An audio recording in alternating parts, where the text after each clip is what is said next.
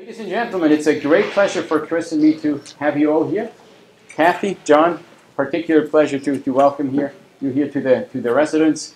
Some of you may have wondered why the Swiss embassy would host a post-election debate. I'm glad you asked. I can give you 3 reasons. The first, of course, is that Kathy asked me. And anybody who knows Kathy, and that's all of you, you know that it's impossible to say no to Kathy, mostly because you don't want to say no to Kathy. She is not only does she have great ideas, and I hope this evening will turn out to be one of her great ideas, but she's also a wonderful person, as you all know. Just an example from our personal experience.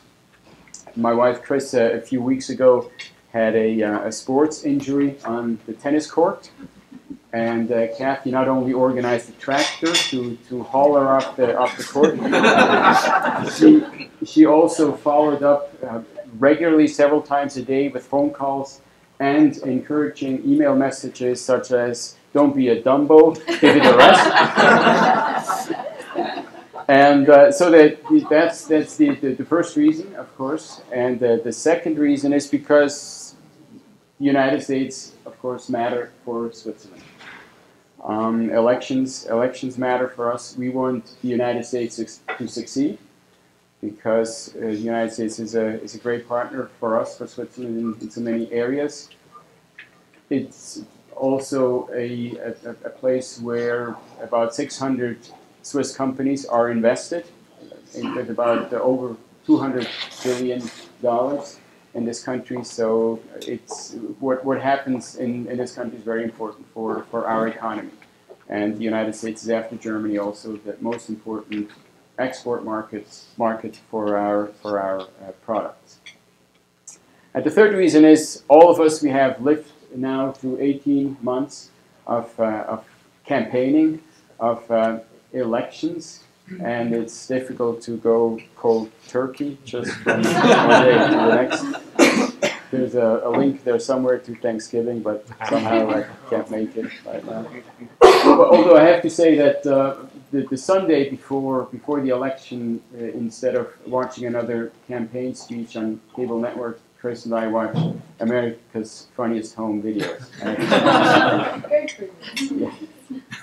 And but anyway, these are the 3 reasons why we are having this salon, as Kathy calls it, and we are very much looking forward to John's expose for us tonight. But before we do that, I give the floor to Kathy. Thank you very much for having this great idea and for your initiative. No, thank you. Thank you. Well, as I always say at all IFE forums, welcome sport fans, welcome to our on-the-record, nonpartisan, and always civil info public policy salon evening. We often have breakfasts, but tonight, thanks to Christine and Manuel, we have a salon. The extraordinary and plenipotentiary Ambassador Manuel and Christine, thank you so much for opening up your home to us. Your participation in the Institute for Education forums, from the Emerging Market Roundtable, our Media and Technology Roundtable, has just been a huge bonus. And all the things that you attend, we value your participation and your support. IFE's mission is to promote civility and finding common ground locally, nationally, and in the world community, and to encourage youth global citizenship. And around the tables, around the room, you can see many of our IFE fellows and interns who are youth global citizens, paragons of youth global citizenship, that's for sure. John Zogby, we are so proud to have you with us. You join a very distinguished group of former speakers.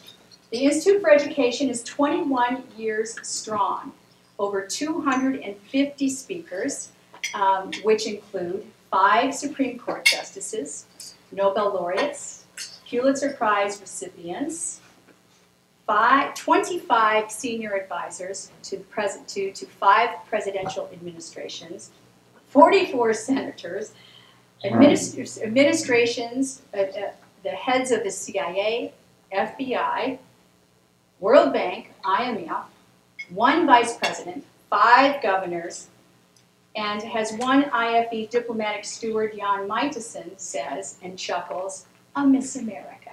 So we're very out there. So John, you are our first bona fide polling guru. So thank you so much for joining us. I want to welcome all of our extraordinary and plenipotentiary ambassadors with us this evening. We have a brand new ambassador to our capital city, the ambassador of Luxembourg here. We're so happy to have you, Jean-Louis Volstead. I am a Luxembourger, so I'm honored to have you here, and I hope that you'll be a regular participant in Institute for Education Matters. And I want to also acknowledge longtime IFE diplomat, friend, and great participant and supporter of our mission, the ambassador from Liechtenstein, the principal of Liechtenstein, Claudia Fritsche, sitting over there. 10 years she has been, after setting up the embassy and representing them, and you have formed partnerships with the academic, the think tanks, the cultural and social leadership of Washington. You've done a fantastic job, and I want to applaud you. The way Claudia came to the Institute for Education was our IFE diplomatic reward recipient for 2011, Ina Ginsberg, sitting right here, invited Claudia, I think probably about 10 years ago, to one of our forums. And Claudia very quickly became a member of the team and hosts many of our things and participates in a lot. And so, Claudia, congratulations. 10 years is fantastic. You've done a great job. And I want to welcome our IFE trustee and chairman of our board of stewards, Marcy Robinson. And I want to acknowledge our members, of which none of this could become possible without their support. We have Craig Helsing with BMW. There he is, my favorite golfer. We're just having a big conversation tonight about how far the 10th hole, the 10th tee is at Congressional Country Club, which is my current residence at the moment. 237. Exactly. And Joe Haggerty with United Way. We're delighted to have your support and appreciate your wisdom in supporting us. And John Farmer with John Farmer. Thank you for supporting so many things of the Institute for Education as well. Now coming up, we have a very busy December for the Institute for Education. December 7th, we will have Secretary Ray LaHood, Secretary of Transportation, at an Info Public Policy breakfast at the Belgian Ambassador's residence on Foxhall Road, our IFE diplomatic steward. So we hope many of you will join that. And for the first time, and we're sort of dubbing this Sandwiches at State, December 19th, IFE honorary trustee and the Undersecretary of Economics, the Environment, and Energy, Bob Hormetz, is hosting a lunch called Sandwiches at State in his office on the 7th floor at the State Department. So that should be a lot of fun as well. Now, our speaker tonight, you all have, I hope you have a program in your hand. I'm carrying his book around because I think you all should purchase his book. It's really a great book. I've read it, believe me. It's an important thing to look at and study. So you can look at his bio on the in the program, and I won't take time to review that. But what I think is so cool about John, you know, we've had 250 speakers, right? And I don't think any of them are sort of regulars at getting spoofed on the David Letterman show, or the Jon Stewart show, or the Jay Leno show. And John gets spoofed on those shows. Now, I haven't seen them myself, so exactly what that means, I don't know, to be spoofed. But it's totally cool, I think. So with that, John Zogby will tell us his analysis of the election. And then we encourage you all to join in. And we have a lot of diplomats here and sophisticated Washington, D.C. people that have followed these things for years, so we hope to have a rigorous kind of discussion following that. So, John. Thank you, Kathy. But then I'm going to segue into, at my age, it's so nice to be able to call somebody coach. So thank you. Manuel and Christine, thank you for hosting this. This means a lot. Can you hear me okay? Yeah. In the back? Yeah. Kathy and Elise, Coach and Elise, asked me to be brief. And I don't know how to be brief. But then when she said neutral and on the record, this will be about 2 minutes. Allow me to introduce my son, Jonathan Zogby, who is the managing partner of the company, which means I'm the old guy. And it's such a nice thing to do, is to pass the torch. So let's get down and dirty here. President Obama, I'm neutral, sort of. President Obama won a huge demographic victory.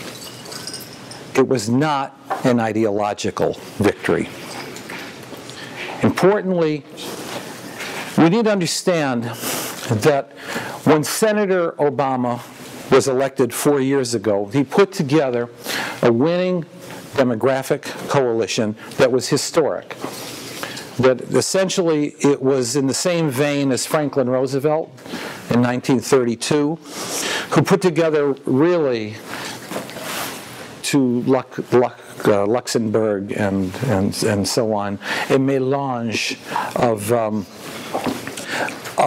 intellectuals and Eastern liberals and ethnics and Southern farmers. And it was a coalition that lasted for 2 generations, the New Deal coalition, a demographic coalition. 2 generations later, Ronald Reagan put together a winning coalition of the sons and daughters and grandsons and granddaughters of that New Deal. Reagan Democrats is what we call them. They were less dependent on federal largesse. They were more conservative on some social issues, certainly on fiscal issues. And the Reagan coalition lasted for 2 generations. In 2008, there were several groups, but 4 principal groups that came of age and helped to put Senator Obama over the top. The first were Latinos. This is becoming very clear.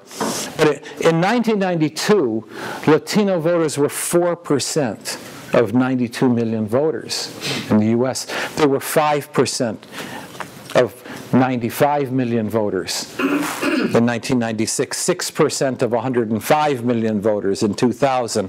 Let's fast forward. 8%, 9%. On Tuesday, they were 10% of approximately 130 million voters. We're still counting. That's huge.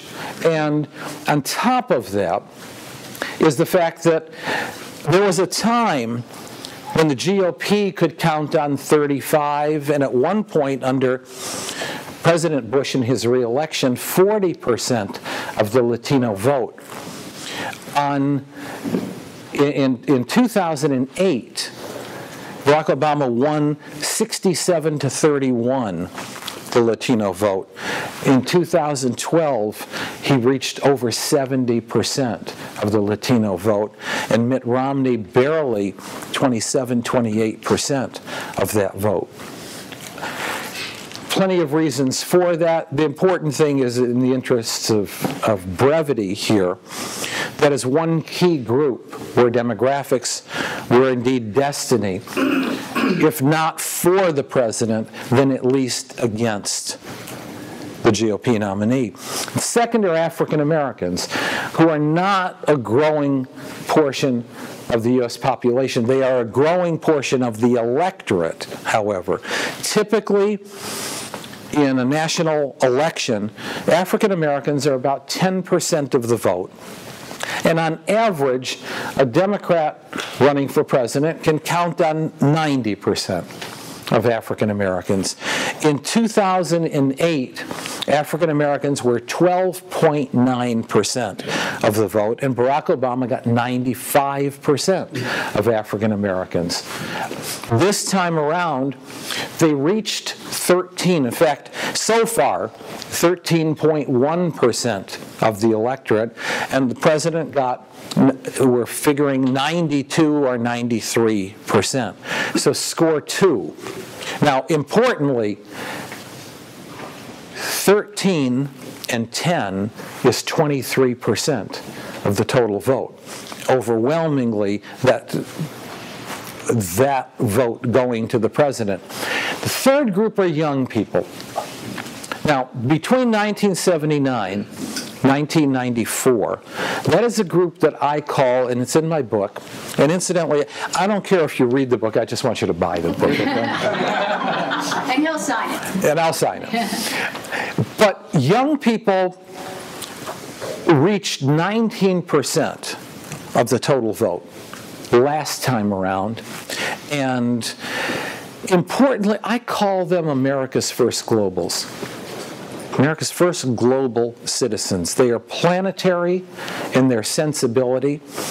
They have a completely different perspective, not only when it comes to foreign policy, but more importantly, unlike their age cohort in China or Brazil or Russia, they didn't turn ultra-nationalist when they became global.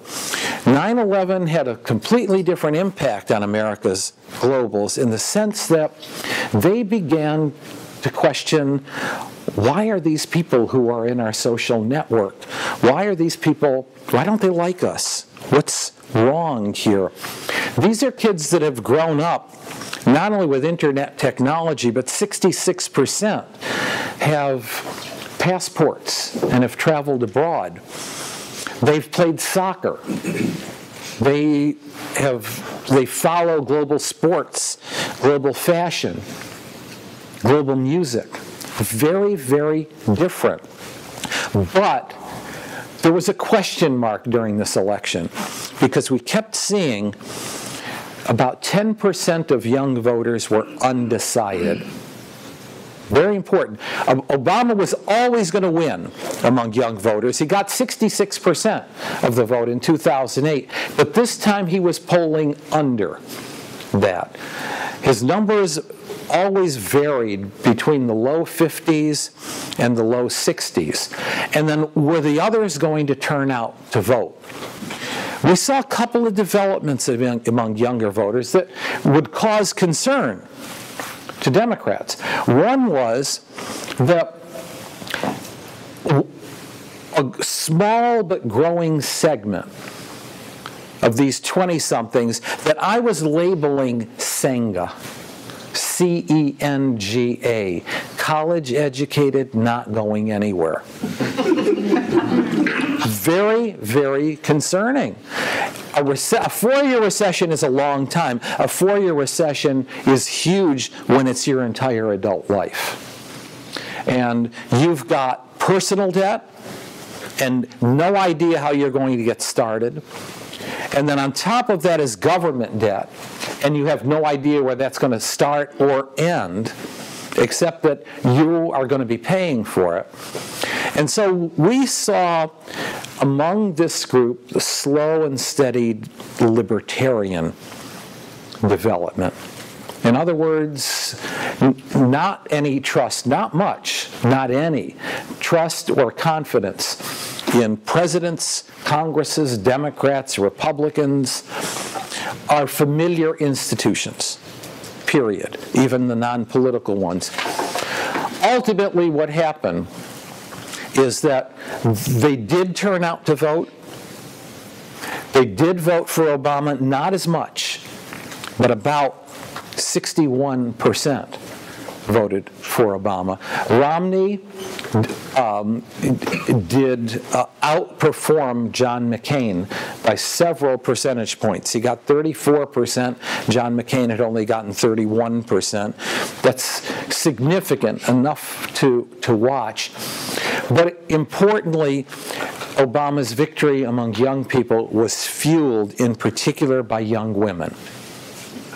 The exit polls show that single women voted 67% for the president. Single, never married women voted 71% for the president. We didn't know if they were going to vote. What was the turning point?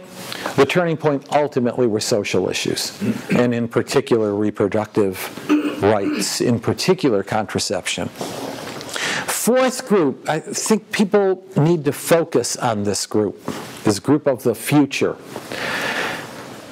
A friend of mine, Richard Florida, has written extensively The Rise of the Creative Class. Those are people that work in the knowledge sector, from the traditional professions, architects, graphic artists, arts, media, entertainment, education, healthcare, 35 million strong in 2008.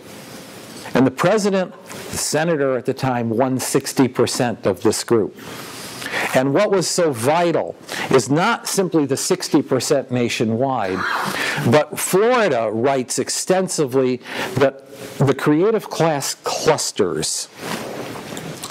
And in fact, he suggests that the way you grow the American economy is by allowing it to cluster in key areas. But where do they cluster? The Boston area, southern New Hampshire, northern Virginia,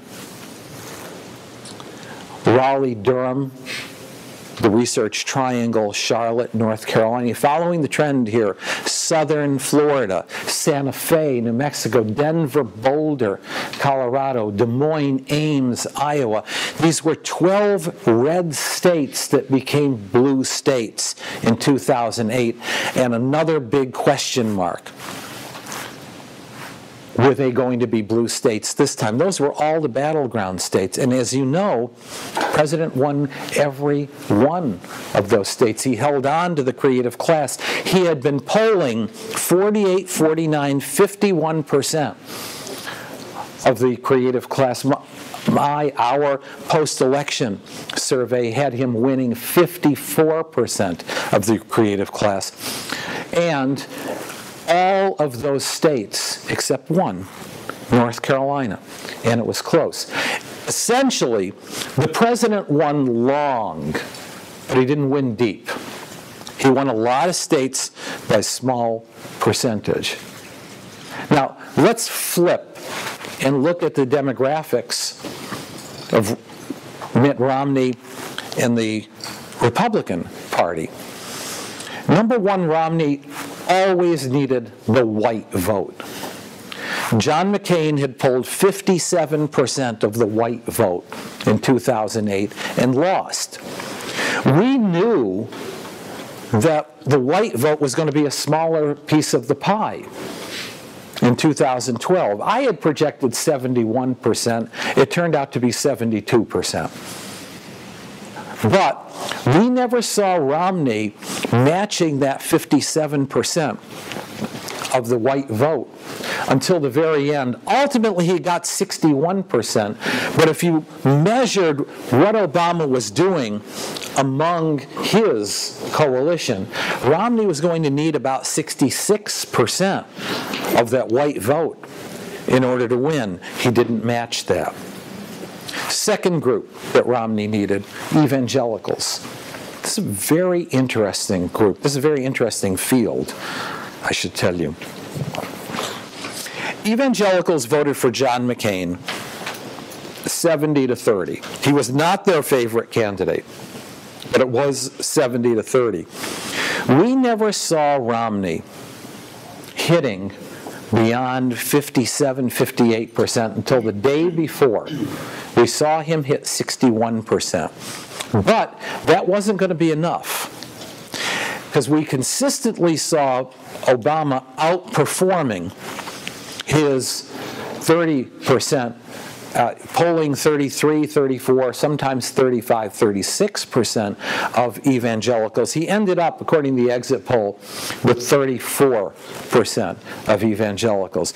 But in terms of the pre-election polling, there were always 10% of evangelicals that were telling us they were not sure who they were going to vote for.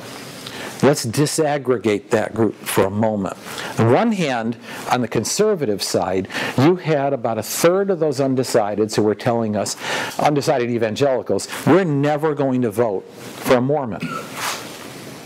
Well, they weren't going to vote for Barack Hussein Obama.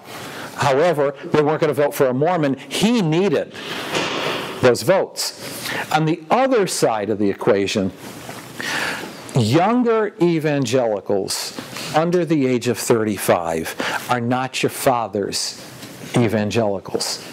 It's really interesting what's going on. They are conservative, pro-life, pro-guns, at least not in favor of, if not outrightly opposed to gay marriage. The difference is they don't want to talk about that anymore. They tell us and they tell their pastors, we want to talk about social justice in our communities. We want to talk about global poverty. We want to talk about human rights of Christians overseas. We want to talk about man's stewardship of God's earth, global warming. This is how you go from a Dr. James Dobson to a Rick Warren. It's really interesting. They are telling their pastors, and they're telling us pollsters, they're different. Now, in that context, these were genuinely undecided voters. Because on one hand, younger evangelicals, and we're talking birth control. Nobody talks about birth control in a presidential campaign anymore, but the Republicans did. I can go on, but enough said. Demographics were destiny in this election. Now, let me just conclude by saying that elections still have to be won one at a time. There are other variables besides demographics. There's personalities, there are issues. When it came to issues, incidentally, 2 were taken right off the table for Governor Romney. 3 actually. One was, is the president a leader? Well, Chris Christie helped the president become a leader. There's a principle, I guess, in politics and in business. I call it a pluribus denaro. When the guy with the checkbook comes in the helicopter, he's a leader. The president got to look presidential, which is something that a former governor couldn't do. That was one issue. Another issue, I think, clearly, was the unemployment rate was heading in the right direction. And so the trend line was in favor of the president, so was consumer confidence, and so on. And then thirdly, you'll notice, the third debate was about foreign policy, but there was barely a mention about Benghazi. Why? Because our poll right before that showed that 44% agreed with the president and 41% agreed with Romney. And among independents, it was 42-42. In other words, that issue just wasn't going to go anywhere. It just had sort of neutralized itself. So where we go from here, obviously Republicans are going to have to understand what many of us are coming to understand. I'm going to get personal for a moment. I'm 64. 81% of my age cohort is white. My sons are globals. 61% of their age cohort is white. And our grandchild, who will be born in March, will be part of an age cohort that's 49% white. So demographics is destiny. I'm not going to say that necessarily we're talking about, as a couple of authors have suggested, that there's an emerging Democratic majority, but I am going to say that there's an emerging GOP problem, and demographics are part of the problem, a huge part of the problem that they face. 10-minute version? Yeah. Okay, thank you.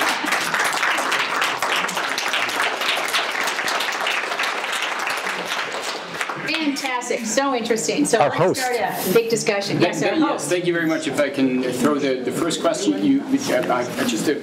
regarding your premise, you said that President Obama won a demographic victory and not an ideological one. That would suggest that there is no correlation between demography and ideology. Is that basically what you're saying? There is on some issues, clearly.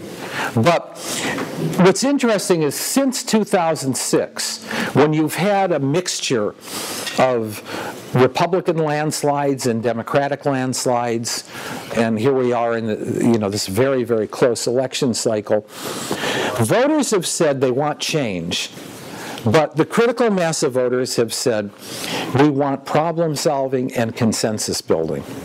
Now, I asked a question. This is high-tech. Just want to make sure that I do it right. Well, rather than do that, let me just summarize it. Post-election survey, very balanced question. What should Congress do? Should it work with the president, develop a consensus, compromise when it must, and cooperate? Or should it be principled, take a strong stand on the basis of principle, only compromise if it's the last resort, and block legislation if it believes that it's wrong? 61 to 28 said statement A. And what was fascinating about it, I have the actual wording here, what was fascinating about it was that it was 47% of evangelicals, 39% of Republicans. I mean, there was enough there to suggest that there's a problem-solving coalition here. And if I just take, when I started this business 28 years ago, I was the guy who was doing all of the local areas. I was hired by local governments to, will Americans recycle?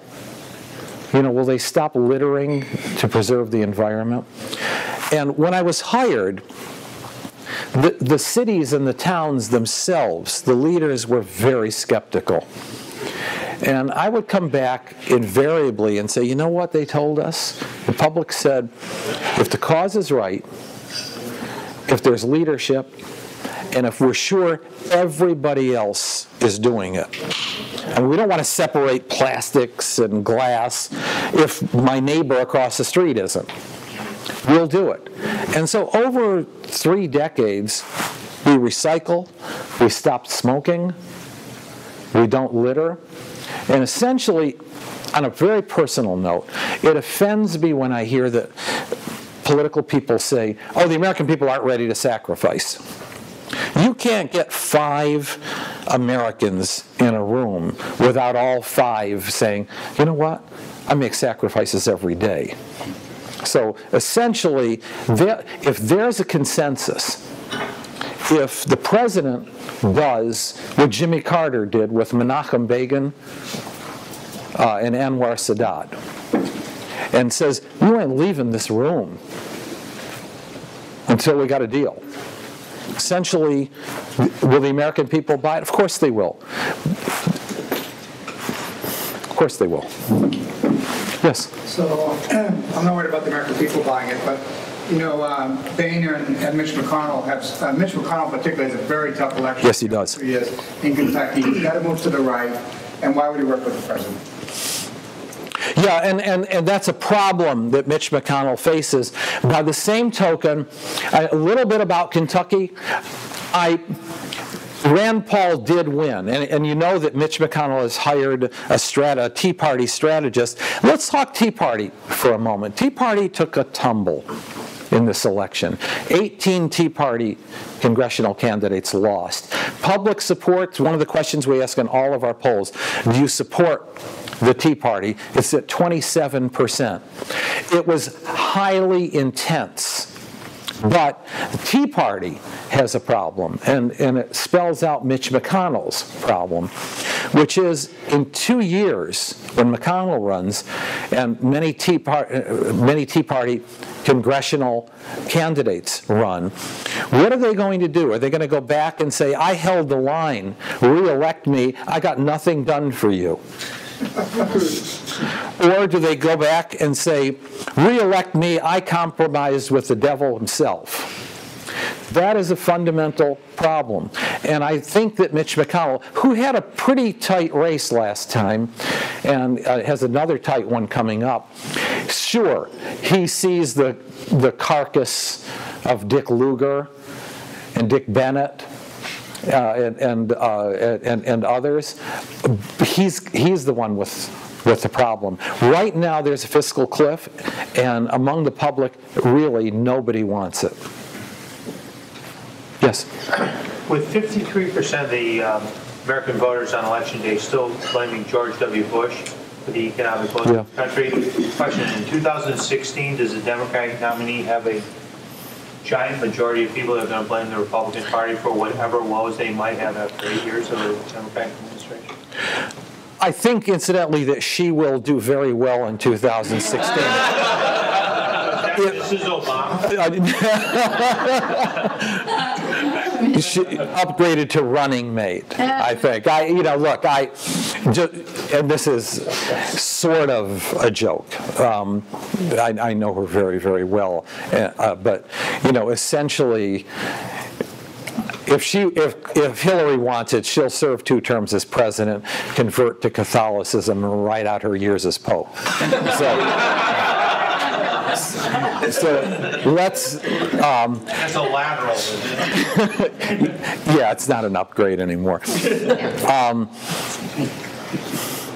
You can't help but think that with Latinos growing and African Americans staying solid and young people, I'm trying to think, it's one thing for young people to become disenchanted with the Democrats. The thing is, I'm not so sure how they become enchanted with the GOP. And while I see this growing libertarianism, I don't know where libertarians are going to park, especially young libertarians, because libertarianism is a Janus face. So and the creative class, we never saw, it was a question of whether they were going to vote, but we never saw the creative class tilting. Now, how important is the creative class? It went from 35 million to 40 million in this election. Any growth in the U.S. economy is creative class growth, by and large. So I think Democrats' advantage. What happens in 2014? You've got a number of Republicans who've got to defend their seats, and you have a shrinking white vote and possibly evangelical vote. It's hard for me to see. Plus, we're not even getting into the, quote, discussion that's going to take place within the Republican Party. I'm not so sure how gentle that discussion is going to be. I think it could be a blowout. Yes? A Republican blogger asked the question rhetorically and wistfully a couple of days ago, was George W. Bush the last Republican president? And, it's an interesting question when you talk about this demographic shift. What does it take for the Republican Party to to sort of come up with another candidate? Does he have to be just super moderate or liberal Republican, or the Republicans done in the White House? Well, the Republicans are done if they run as a conservative party with no central appeal. It's hard to see a scenario for them. It's easier to see winning congressional districts that are gerrymandered, to be safe. But when it comes to a national vote, it's very difficult to see a Republican winning a base election when that base is shrinking. And so all of the effort that has been made, and I think successfully so, to push moderate Republicans out, there has to be as much of an appeal to bring moderate Republicans in. Otherwise, I don't know what the replacement is. Now, yes, we always hear from the GOP, we've got to recruit Latinos. Okay? And there's obviously a basis for that. 40% of Latinos are self-described as conservative. Fastest growing subgroup within Latinos are born-again evangelical, not Catholic. All of those are possibilities. There is also the real possibility of a collapse economically, or a collapse on an issue of some sort, a huge embarrassment. For Democrats, maybe the front runner for the Democratic nomination exchanging 30,000 emails with somebody. I'm having a hard time getting my arms around 30,000 email pages. But, yeah. Marcy Robinson, I'm sorry. Have a comment because you are I'm a Kemp Republican. Yes. I used to be a Democrat. And I've enjoyed listening to the autopsy report you gave. But if you were to give some advice, now, Jack Kemp was a certain kind of Republican that does not really, he was one of a kind. I don't think you're going to find another Republican in the party like him. People are talking about Rubio, perhaps. It was different because Kemp was able to go into the Latino communities and the black communities, and with great enthusiasm and sincerity, talk to them and listen to them. And campaigned in the ghettos and barrios during the primaries, hoping that during a general election, he can go there and campaign with credibility, which I think is going to be a big problem for whoever our candidate's going to be, because just strategically we write off that vote during the primary season. But that's my commentary. You're the expert. If you were to choose a message and a messenger that could win representing the Republican Party in 2016, how would you describe the message and the messenger that could win? That's a good question. Good question. And you're right about Jack. I knew Jack. I don't want to get into the Lloyd Benson sort of thing, but there's no Jack. Kemp around, Jack could get 15-20% of the African American vote. Yeah. He could. And be competitive enough among Latinos. The message is entrepreneurism. But entrepreneurism does not translate into tax cuts. Young people have to be entrepreneurs. But young people aren't asking for tax cuts. They're asking for gigs, jobs, contracts, whatever it is. In fact, one of the things that I think that Republicans should get, that Democrats don't get, is that we're not talking about jobs promotion anymore. We're talking about a gig economy. And essentially, we are all, in particular, young people. Young people will have had 4 gigs by the age of 30 and 10 by the age of 40. That's very important that somebody get that. And that's a common denominator among Latinos, among Asians, is very good. But by the same token, and you're hearing this, they have to get off this immigration thing. It's deadly. And it's not like it's brand new. I did a lot of work around and after Prop 187. It was deadly. you do focus groups among Latinos, and it could be a fifth-generation Scotty Hernandez, who'll tell you anti-illegal means anti-immigrant. Anti-immigrant means anti-Latino. Anti-illegal, anti-immigrant, anti-Latino, and that's a hard one to cleanse. Right. Now, what turned that around? George Pataki, Rudy Giuliani, and ultimately George W. Bush. So, and essentially, if you'll recall, all three were, quote, moderate conservative Republicans. We're not going anywhere. Right now, the Republican Party is the Southeast and Idaho. Yes. And I'm not so sure. Burgeoning blue states, Arizona, Texas, and Georgia. Demographically, Texas. Because of Hispanics? Hispanics and creatives. Uh-huh. Let's hear a little bit from the diplomatic community. I believe Mrs. Ginsburg had a... Yes, Mrs. Ginsburg. Well, I was stunned by this sudden, incredible attack on women. Where did this come from? I'll be goddamned if I know, honestly. That was so gratuitous. Look... it's stupid. Contraception? Look, I'm getting a little, but this is what we heard. And then particularly if you're 20-something and you're saying, I never heard anybody talk about this one before. So I say, where did it come from? I don't know. Where do you think it came from, Mars? I mean, No comment? Santorum. oh, men, of course. Rick Santorum. There was a little bit of a, the Republican primary did bring out the extreme perspective on certain issues that ultimately hurt them, I think. Vis-a-vis women. Vis-a-vis women. Yeah.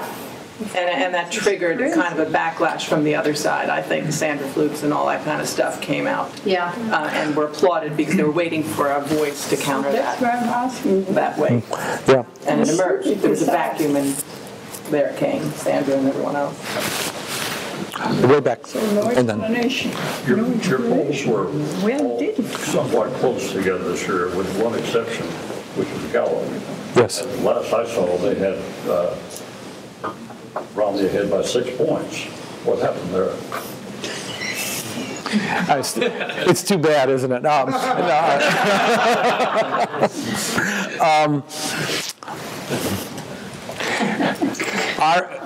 Our field, we're all of us in every field are standing on tectonic plates that are moving us in different directions. We were pioneering enough to know that polling is going to be done by the internet. We were maybe a tad early on that, us and Harris. But the fact is that today, landline telephones are 63% penetration and shrinking. That's where landline penetration was in 1963. Yeah. And 37% cell phone. Yeah, you're not going to know who's calling you, and you may pick up the phone. Who are you going to vote for? Real quick. All right, Romney, goodbye. Boom. But we have 40 more questions that we have to ask you. And we're not going to do it on the cell phone.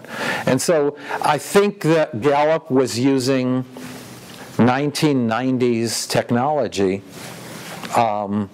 in 2012. But yet when you do that, I mean, how many people really are going to take the time? I mean, that's a demographic in itself, to sit on the internet and, click, click, click, click, click, and check, check, check, check, check. The other thing I always thought is... Just enough to be where he suggested we were. Like, who here answers their landline? Or who here even has it? I mean, does everybody here have a landline and you answer it? How many people? Because I lose power about 20 times a year. Mr. BMW. You should stay home more often. We may be calling you. Let's hear what some of our extraordinary and planetary ambassadors have to say. Claudia, do you have any comments or I have a question, John. You were talking about the young people, their voting behavior, their, how they are made up now of 66% having passports and having traveled, etc. We're talking about the younger evangelicals. What about the young Republicans? Where are they heading? Are they new globals too? They are. Yeah. They are. And that's interesting. Obviously, there are young conservatives as well.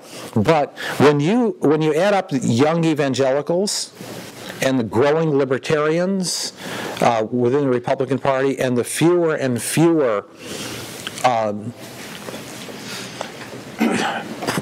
I don't know where the pro anti-contraception lobby is.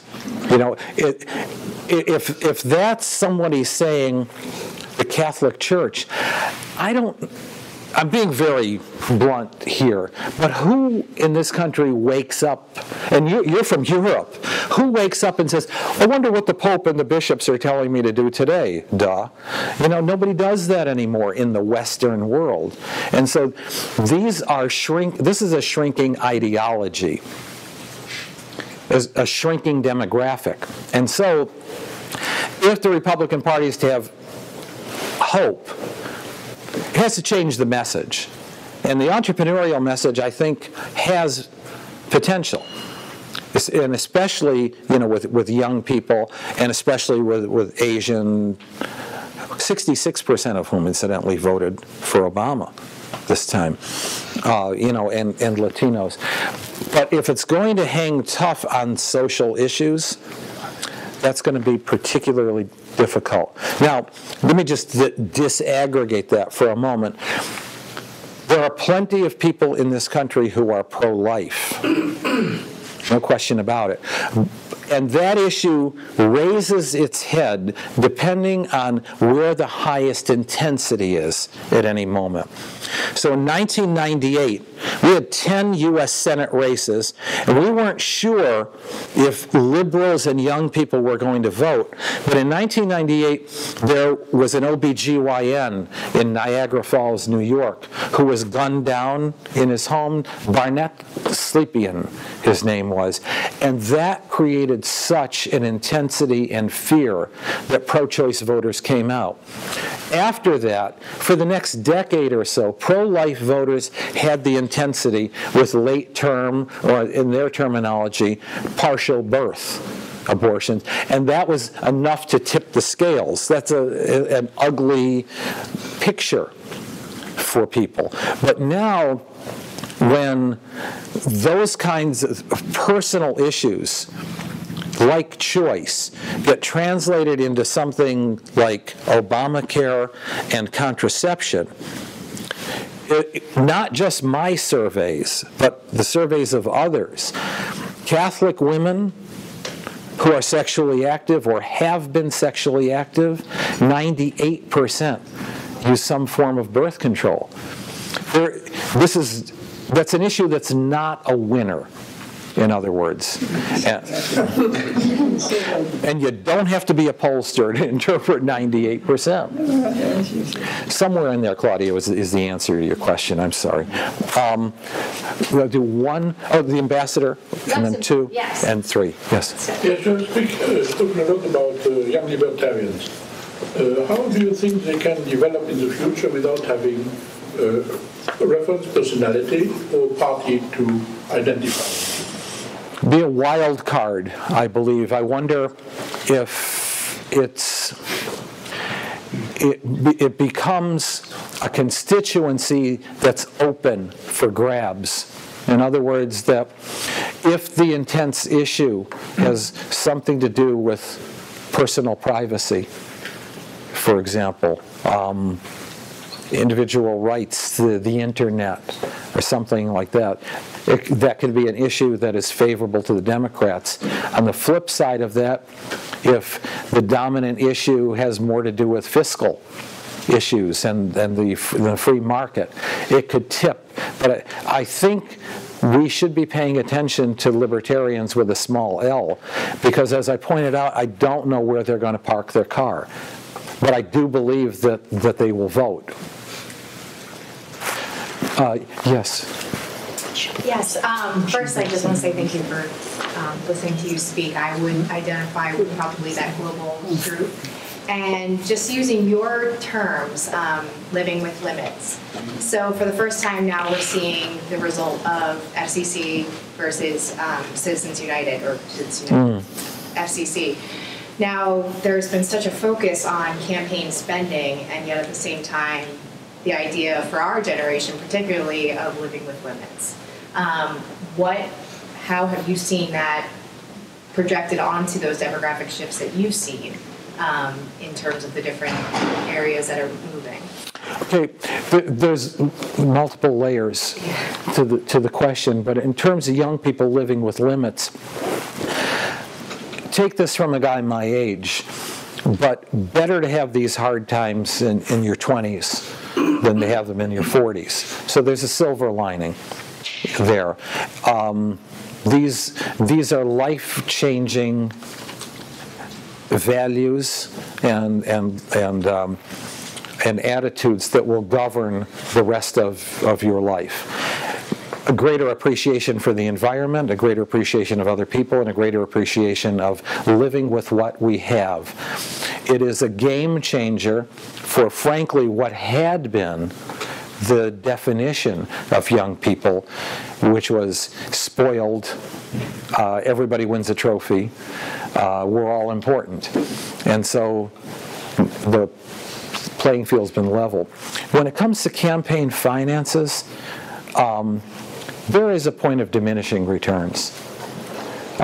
Labor, I think, learned that in the mid-1990s, that there is such a thing as spending too much time on TV and radio advertising, that people are saturated with it.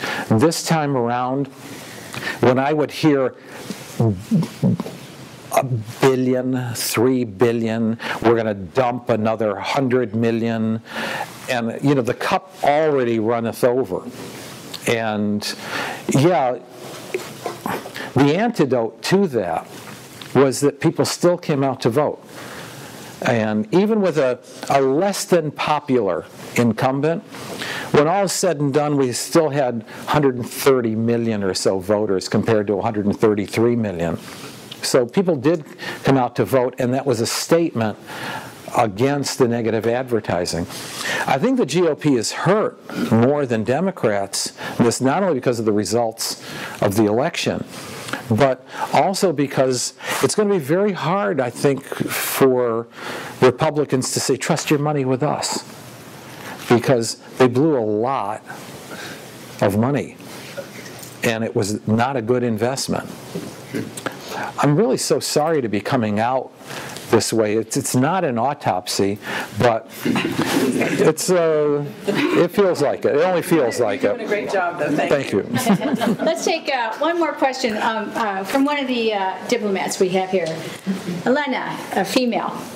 I have a question which might kind of